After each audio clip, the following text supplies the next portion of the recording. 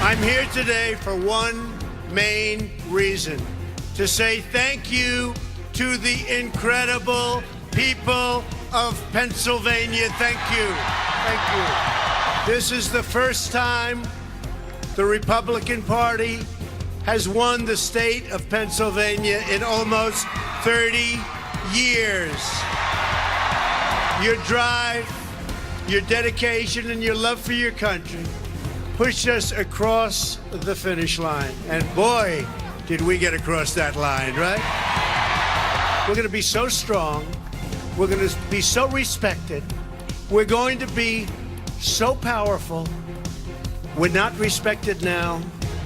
And believe me, it's going to turn. But to be a strong nation, we must also be a wealthy or a rich nation. Some people say, Mr. Trump. Now they say, Mr. President-elect. Can you believe it? Can you believe this? Just call me Donald, folks.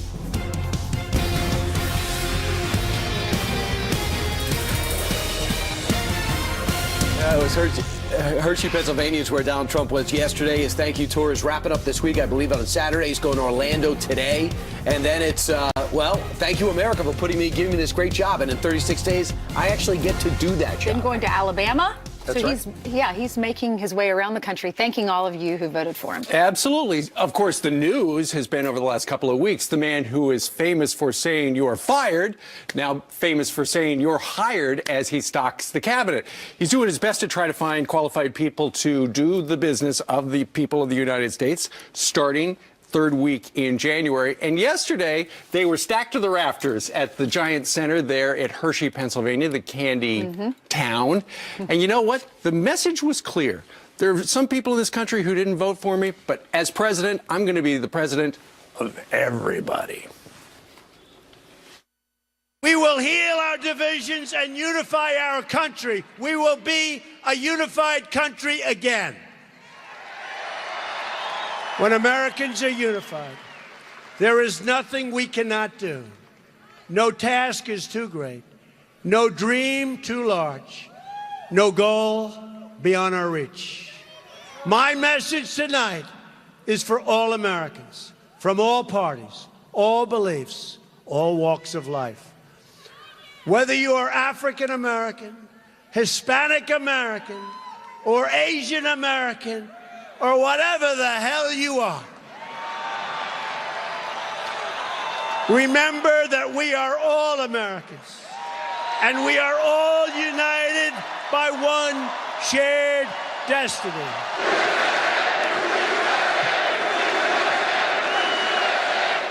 Well, I know he's been much more optimistic. Now that he got the job, it's much more instead of like, hey, what's wrong? Now he's pointing out what's right. And the war of words between the White House and President-elect Trump's team over reports of Russian involvement in the presidential election continuing. Mr. Trump obviously knew that Russia was engaged in malicious cyber activity that was helping him and hurting Secretary Clinton's campaign. And again, these are all facts that are not in dispute. And Kellyanne Conway, I think, saw that for the first time yesterday. She went off the charts. But our next guest says CIA Director John Brennan is the only member of the U.S. intel community asserting Russia's involvement. And he's getting that straight from the president. Joining us now is Ed Klein, the author of Guilty. To you, Ed. Good morning. Good to be with you guys. Good to be with you, too. So tell us about John Brennan, who does believe that he's head of the CIA, does believe that Russia could be involved. But yet he's not sending... At least that's what he's saying. Right, but he's not allowing anyone from his agency to go in front of the House to talk about it. What I can tell you is that James Comey, the director of the FBI, called Donald Trump, and he said there is no credible evidence that Vladimir Putin or any other Russian intended to throw the election to Donald Trump, and that the only person in the entire intelligence community who is saying that is John Brennan at the CIA. And they're all looking, the intel community, they all look at the same stuff, and they've got analysts who interpret it different ways. Does John Brennan, who runs the CIA, and keep in mind, the CIA said, well, we think there's evidence that they did something. The FBI said, we don't see any provable evidence. And so that's the rub right there. Is there any suggestion that this is a political hit job? Well, you know, the interesting thing is that what James Comey believes and what he told the president-elect, is that he believes that John Brennan has politicized the CIA the same way that Eric Holder politicized the Justice Department. Which is unbelievable. Now, the big question is, how do you know that? So you know that James Comey called Donald Trump and that said I know. this? Right? I know that from very good sources, of course, that they had this conversation. Not once, but several conversations, actually. So we know the National Intelligence Director said that we don't know the Russians have it. Right. NBC News reported yesterday it goes all the way up to Vladimir Putin. Huge difference. Yeah, the huge difference. The interesting thing is that there's a fierce debate within the intelligence community, especially between the CIA and the FBI, whose job, by the way, is counter-espionage in this country, counter-cyber attacks. That's what the FBI does, over whether there was any intention. And Comey doesn't believe that there was any intention. Now, he's not saying there wasn't hacking, because there has been hacking. But he doesn't believe for a second that why, he says to the president-elect, would Vladimir Putin prefer Donald Trump, who's going to build up our Navy, build up our Army, is a tough guy. Why would he prefer him over Hillary Clinton, who's just going to continue this passive Obama foreign policy? It doesn't make any sense. So what happens to John Brennan when President-elect Donald Trump does get into office? Because his voters don't like this guy. That's right.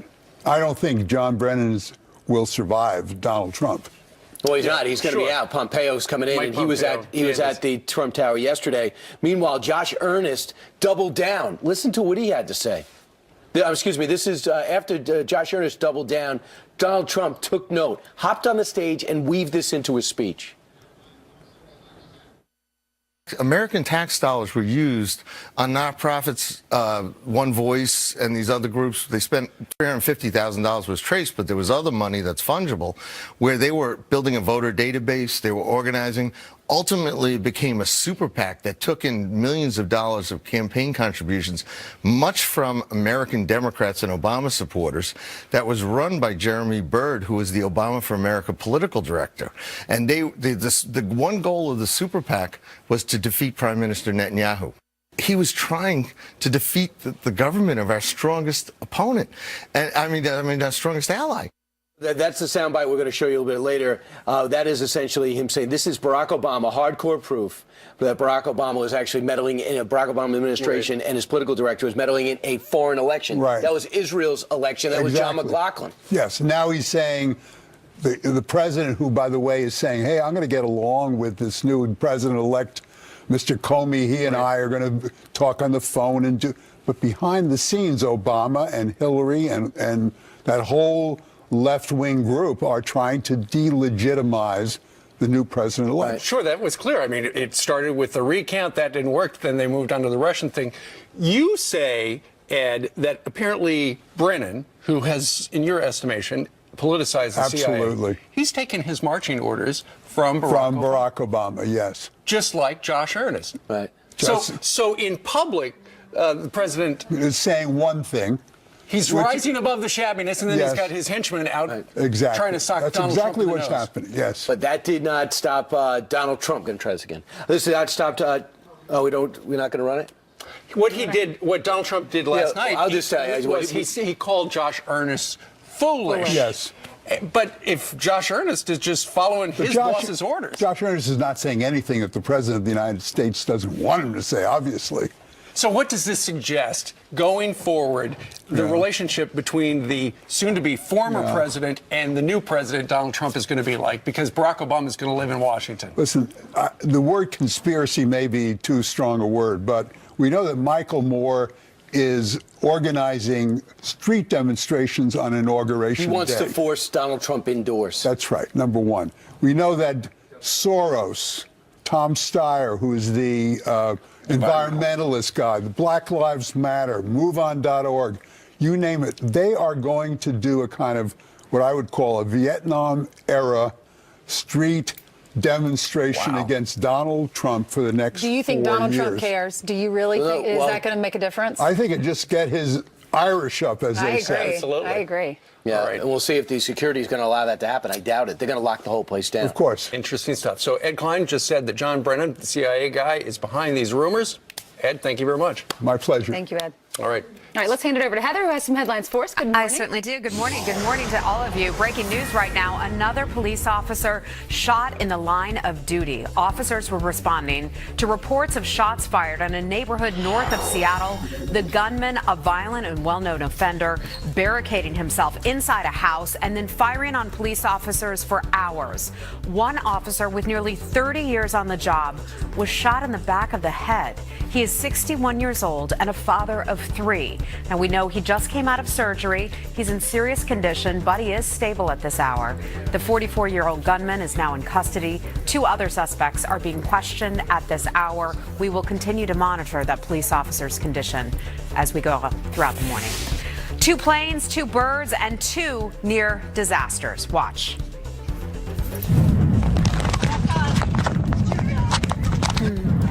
That happening on board an Allegiant flight out of Chicago, packed with more than 160 people, when a bird hit that plane, probably sucked into the engine, and it sent some sparks flying.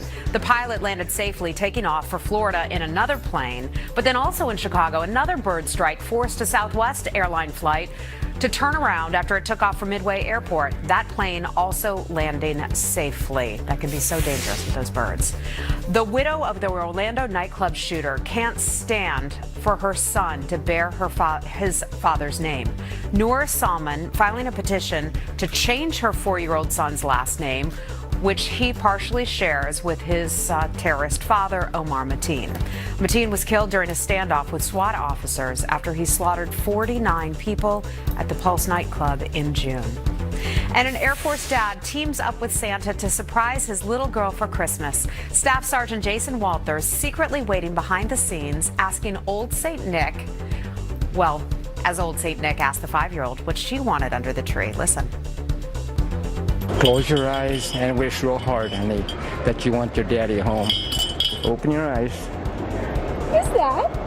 Dada! I love that. Dada! Well, Sergeant Walters, stationed in Korea, he wasn't supposed to be home in Las Vegas until the summer. But now he's home in time for Christmas. And what could be better when you have little kids at home than being home at Christmas with them? Who's better than Santa? Congratulations. Just made that happen. Dad? That's Just right. in time. I like Yeah. the way she just turned. Dad. Dad! So cute. Thank you very much. Thanks, guys. All right, coming up, are you a bad person if you want to spend more time raising your kids?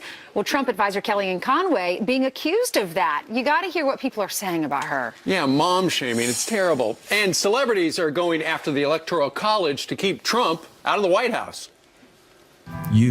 And just your vote. Liberal celebrities, I think, now begging electors to vote against President-elect Donald Trump on Monday. Can you imagine if they did this in 2008? Brian Fairbrother is a Michigan elector who's standing up against the left and rallying behind the president-elect, and he joins us right now. He's also the founder of electorsfortrump.com. Brian, are you stunned at the push to oust Trump after he won?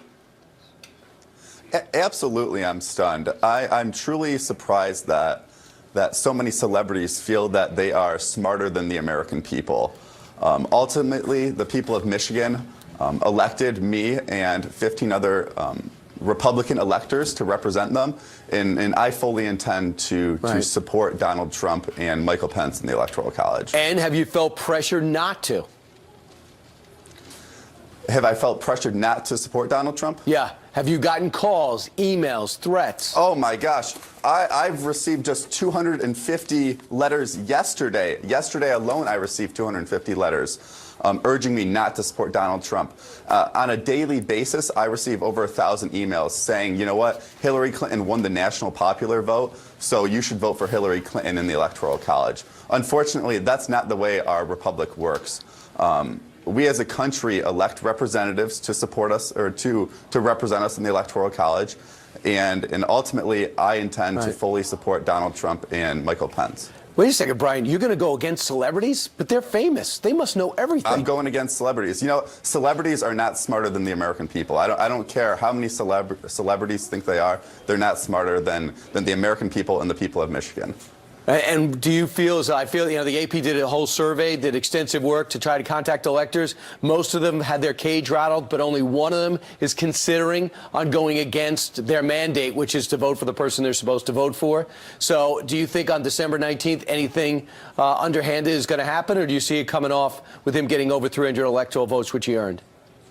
You know, I hope not, but I took a proactive approach, and I founded electorsfortrump.com to try and urge the people who did support Donald Trump and Michael Pence in the general election to send letters, to send emails, to send Facebook invitations to my fellow Republican electors so that they will know that they are supported, okay? I know that Donald Trump won the election, but we are being bombarded with letters and emails, and it's almost overwhelming sometimes. So if you are a Donald Trump and Michael Pence supporter, please go to electorsfortrump.com and encourage your fellow Republican electors to hold the cause. Brian Fairbrother, he is looking past thousands of people who told him not to. He's going to go ahead and cast his vote for Donald Trump. Brian, thank you very much. Absolutely. All right, thanks for having me.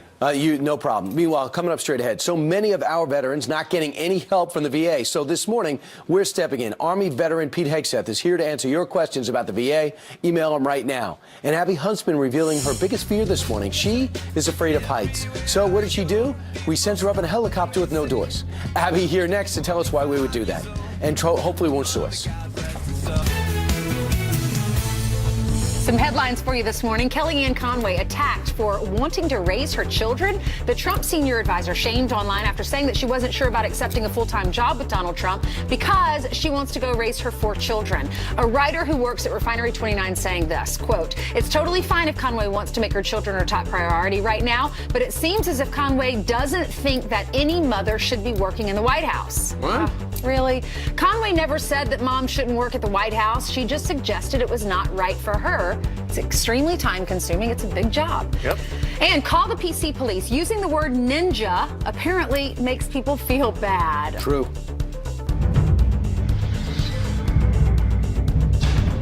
Tech startups and other employers are increasingly using the word ninja in job listings. And according to one, I love they put this video up. One Forbes contributor says it is sexist. She says that the word is masculine and it will keep women from applying for the job. Okay. Women want to be ninjas too. Sure, why not? Whatever that means They in the have tech the world. outfits. Meanwhile, we are honored to announce that Abby Huntsman is joining the Fox and Friends Weekend family as the official co-host. We made that announcement a couple of days ago. Yeah, we broke that. What a great story. week for Broke the you. news right here on Fox and Absolutely. Friends. Yeah, Hannity tried to claim it. I said, no, we had it first.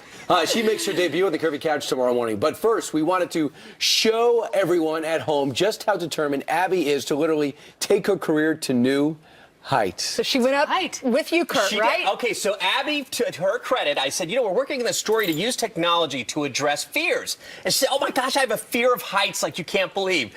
So next thing she knows it, we are on a helicopter. In a helicopter with no doors on. Right. I thought New York City. Wow. When I think of the scariest moments of my life, this is definitely in the top 10. Yeah, what could possibly go Right wrong? when we got up there, I actually was having a panic. I don't know if I even told you that, but I was having a panic attack. You know when you can't really swallow and you feel like you might die at any moment? Breathe. Well, the video we've been showing, I mean, you're literally on top of all these skyscrapers. This is in New York City, so it's called Blade and Fly Nyon. It's what, if you're a professional photographer, it's the equipment you would use, and you're dangling from this helicopter on the edge.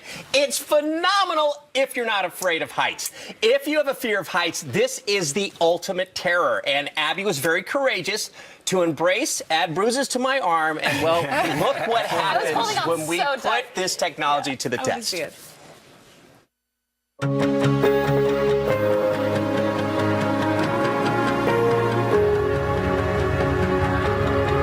So you know that we're going to go up in a helicopter, and you really get a chance to do 2 things. One, address what it is that's really grabbing at you for the fear of heights. And then 2, it is the idea of getting the ultimate Instagram shot from a helicopter. What better spot than to be hovering over the Statue of Liberty or the iconic Central Park or even Freedom Tower? I'm scared.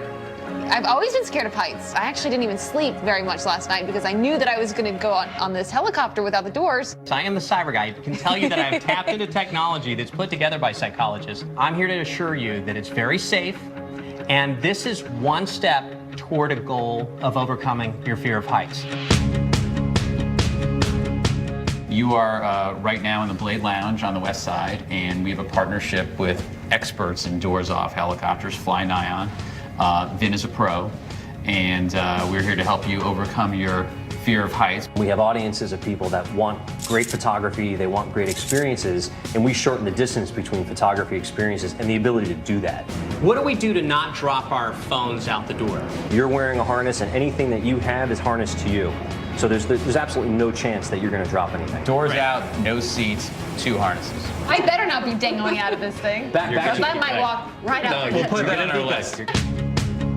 No longer afraid of heights? Yeah, I wish. I wish. You know, you landed, you're so happy that you did it, and I was so grateful for Kurt for helping me through it, but I don't know if I can go up again. You don't ever do it again. I think scary. you could. It is, you know, it really is about tapping into the technology, using the numbers, getting into your analytical mind to get away from the emotional side, and then other technologies, whether you go up in this amazing helicopter experience or not, you can do a virtual reality addressing of That's this. the hot thing this Christmas. Yeah, Fear of Heights app. It's What if you totally lose free your if you have a shoe? VR headset. If you lose your I shoe. almost did. Because it's so windy I up almost there, did. Ainsley. You should wear lace shoes. I can because see you the don't want cover it of to the New fall York out. That would not be Right. good if you're down They below. do put a leash on your phone, so when you're up there. But I will tell you, you know that when you go to the Grand Canyon or you see something spectacular in America, and you just go, this does that. It was This the most is beautiful thing I've amazing. ever. New York City It is. above is beautiful. And she was awesome. I mean, you really did a great job, and I'm proud of you. It's Ainsley very said, "What do you do beautiful. if you throw up in there? What happens? Because I Do was people thinking- like on the ground I was get thinking you'd need some drops? liquid courage to do it. And No, then no what if you got drinking ahead of sick? time. No. Afterwards, we did a little celebratory drink. Well, fantastic. Good job. Thanks, guys. Thank Congratulations. you. Thank Good you. job. All right, we'll find out what Kurt's fear of,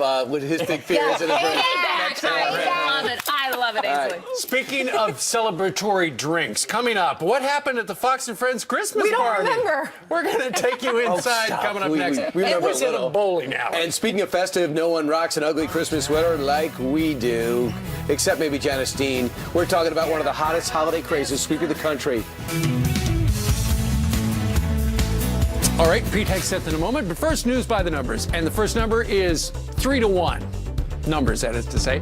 That is the number of Americans, according to a Fox News poll, who don't want to see Hillary Clinton pardoned by President Obama.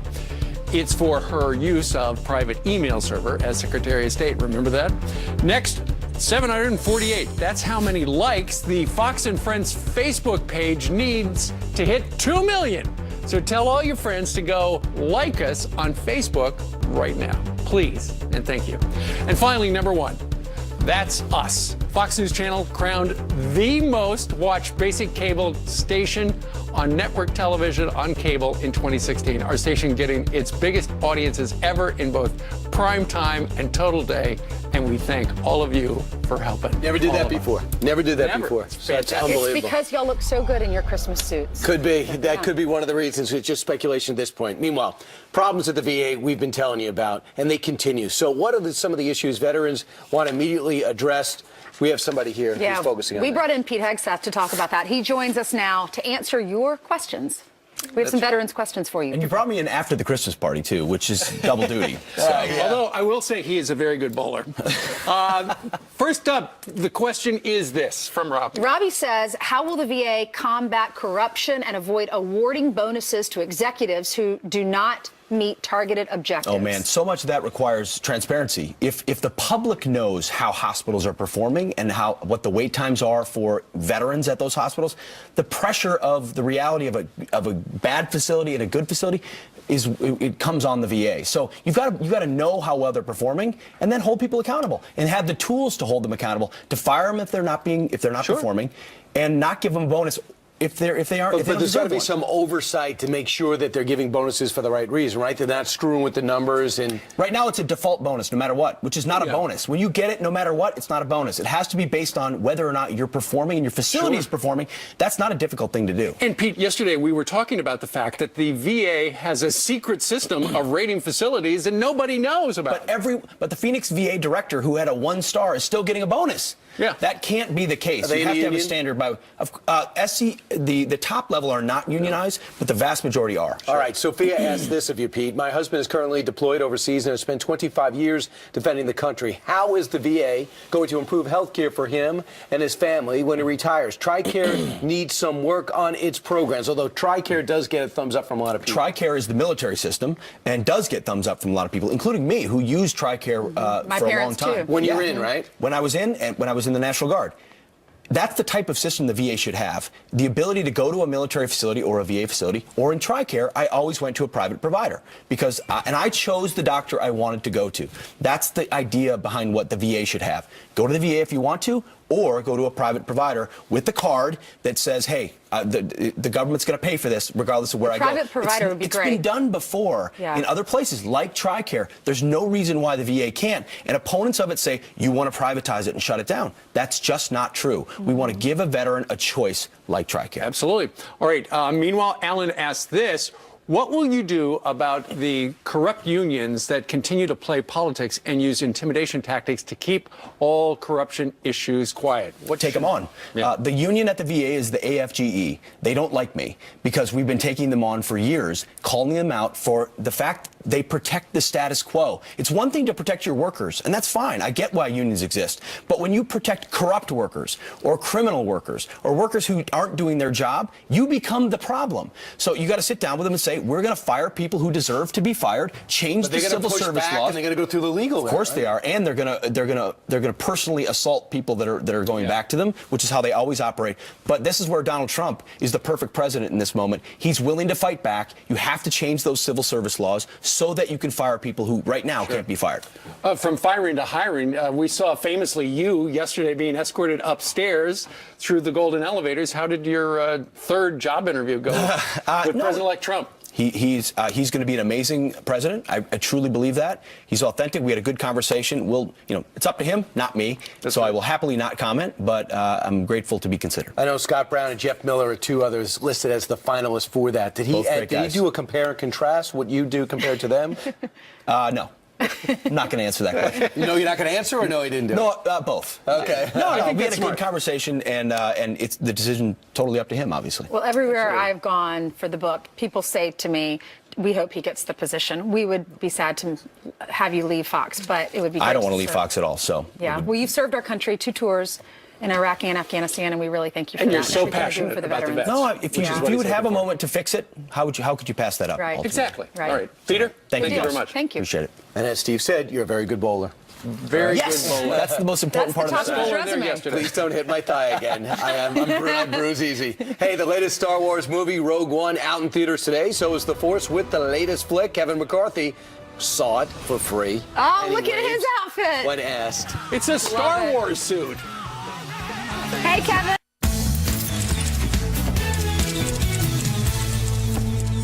All right, no doubt about it. It's one of the most highly anticipated movies of the year. If the Empire has this kind of power, what chance do we have? You, the American people, will finally be in charge again. We will be a unified country again. The forgotten men and women of our country will not be forgotten anymore. Remember that. You sure as hell weren't forgotten on Election Day, were you, huh? But there's a difference between before the election and after the election, right? Before the election, you people are like wild beasts, wild animals. We're gonna win, Mr. Trump, we're gonna win. They're screaming jail, jail, prison. They're screaming, we want the wall, build the wall, Mr. Trump. And we're gonna build the wall, don't worry about it. Now, the crowds are amazing. In other words, you've won and you feel great about it.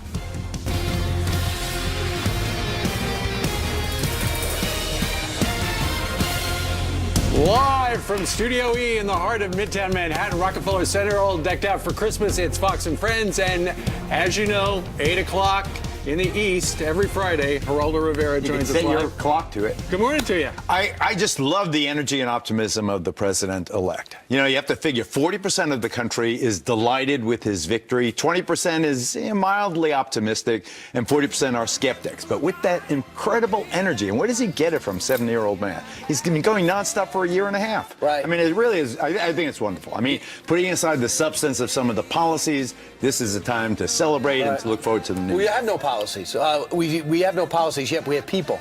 And there's a lot of interesting meetings going on over the last 4 or 5 weeks. They haven't called you or me yet. Right, which is to save the best for last. I think we're going to help pack up once he goes to Washington. But I'm just fascinated. We're going to the Trump store get those leftover hats. Right, absolutely, for $175. You can take it for yourself. Maybe they mark them down, though. Right. So far, I mean, you've been skeptical, you've been critical in the past, but you like what you're seeing right now? Are you more optimistic that he's going to do a great job, or are you less optimistic? That's an excellent question, and I haven't quite given myself the gauge yet. Let me, as I ruminate it right now, I think I'm basically positive and optimistic. There are some things we have to clean up. I think that we have to investigate the Russian hacking. I think that's a reality. I think that we have to, clean up some of our own internal politics. I love what he said substantively going forward in Syria, creating safe zones for the displaced Sunni Muslims who are fleeing Aleppo. He made news last night. And he made news with that, and I think it was kind of nestled between all of the yay in Pennsylvania and all that. But it was real news. The U.S. will support safe zones, and I think that's a great idea. I love that we're going to work hand in hand with the Russians in that region. To me, that's not scary. We're not going to work hand in hand. Well, no way. We're not even speaking to them. Well, we're not yet. I mean, he's not president. We don't know yet, but I think certainly on January 21st we'll be speaking to them in a very formal way. They just killed 1,000 women and children and buried them alive. But Brian, I just have to say this about Aleppo. The United States policy has been disastrous since the Arab Spring. We disrupted, we helped dislodge, we helped unsettled the entire region with naive thoughts about they're going to be Western-style Democrats like us. They're going to have representation in government and all the rest of it. And they're all going to be kumbaya. And look what happened. We have total chaos. Displaced people, refugees, terrorism. It couldn't be worse. The best thing for Syria right now is for Assad to win. Right, and I'm sorry that's the reality. All right, Julian Assange was on with Sean Hannity last night. We want to play this sound and get your reaction because he was saying the hacking, or what's the word that the judge was using? Not the hacking, but the it wasn't leaking. A hack. The leaking. It was an insider leak. Did not come from Russia. Listen to what he said to Sean. Our source is not the Russian government. So, in other words, let me be clear. Russia did not give you the Podesta documents or anything from the DNC. That's correct. Can you confirm whether or not you have information involving hacked info from the RNC? We received about 3 pages of information to do with the RNC and Trump, but it was already public. Okay, so while everybody is on the mainstream media, the legacy media is talking about you got to investigate this Russian hack job because clearly they were trying to impact the election, Mr. WikiLeaks himself says, look, we didn't get it through Russia. We got it as an insider leak from somebody else. This is the classic case of not contradicting someone who is saying something that you want to be true. I wouldn't believe that alleged rapist if he told me today was Friday. He is a bum. He's in hiding in the embassy in Ecuador to avoid charges on sexual assault. And we're going to listen to this guy. Absolutely, I don't know. What has he told us so far that has been wrong? I don't know who hacked what. All I know is I want the truth. There's only one truth. There's facts that lead to truth. The only way to get from that journey from facts to truth is to investigate. And to not want to investigate because you're afraid of the conclusion is bizarre and absurd. I want that investigated, and I want Loretta Lynch meeting with Bill Clinton on the tarmac in Phoenix Airport investigated also. Well, Loretta Lynch herself yesterday revealed that there was no technical evidence that Russia did hack. What's interesting is I believe that. They didn't hack the actual Alexa. Right, They They didn't change from 1,000 to 1,005. Right. They didn't do that. And Jay Johnson, who heads up DHS, said the same thing. Ed Klein was with us earlier. And, this all started when the Washington Post and the New York Times ran those stories about how somebody at the CIA says that there was Russian influence. Ed Klein was with us earlier, and he said Mr. Comey over at the FBI called Mr. Trump, said there's no evidence. Listen to this. James Comey, the director of the FBI, called Donald Trump, and he said there is no credible evidence that Vladimir Putin or any other Russian intended to throw the election to Donald Trump, and that the only person in the entire intelligence community who is saying that is John Brennan at the CIA. I'm not a big fan of Ed Klein. I think he's a polemicist, not an investigator. I think that he is also an ideologue, and he has conclusions that suit his sensibilities. I say this.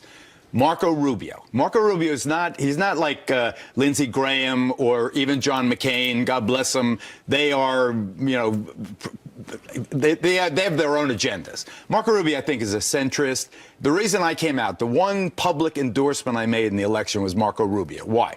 Because Marco Rubio said something, I mean, aside from the fact that I work with him with the Pulse nightclub and all the rest, and so his wonderful, his constituent service and how pained he was by that and other things. But one of the things he said that was really resonated, I want everybody to remember what he said. He said, I'm not using a single sentence of any of those WikiLeaks about the Democrats, however damaging it is to the Democrats. Why? Because today it's the Democrats, tomorrow it could be the Republicans. And I think that that's what we have to... We have to be for truth, and especially us on this couch, because we have so much power here. We have to be for the truth. See, this is the tough thing, and I know you got this huge journalistic background. You could be a professor at Columbia tomorrow. However, if the stuff is real and helps a voter make a decision, how I got this stuff is the question you got to ask yourself. No one doubts that Debbie Wasserman Schultz was in cahoots to destroy Bernie Sanders. I agree. And that's what I'm saying. So what they gave us was real. How they got it was not palatable. I agree with everything you just said, but let me just say this. If Russia now has the ability to go into our internet and pry and pry loose whatever they want to serve their short-term or long-term strategic goal, that's war. That is war. So why don't we acknowledge it? Acknowledge it. We knew it about it a year ago. We did nothing. We didn't do nearly enough. Blame Obama. I blame him, but I also understand the jam he was in. He didn't want to come down and say, no, he thought that Hillary was going to win, and they didn't have to do anything. You were the only person that didn't think Hillary was going to win. You and Sean. But and you were the only people that were right in the country. And Eric, don't get mad. Don't get Eric mad again. Get Eric mad at me, right? But I just think that you have a situation where the internet has become everything. Now, it wasn't that way when I started in this business, but now, if you can't trust the internet, and all of the promise of the internet in commerce and communication, in running dams and electrical grids and this and cars and this and that, if Russia has the ability to mess with us, and they do, because even, I mean, my son with a computer in the basement could do it if he works hard enough at it, and him and his buddies have been at it for 20 years. This is unsettling to the entire civilized world. We have to combat it. We've got to confront it. Did you see the PSA of all the celebrities reaching out to the electoral voters, pleading with them to change their votes? Watch a little clip of this. And don't be embarrassed to tear up if you do. Yeah, we just tossed. That was our Here it comes. The Electoral College was created specifically to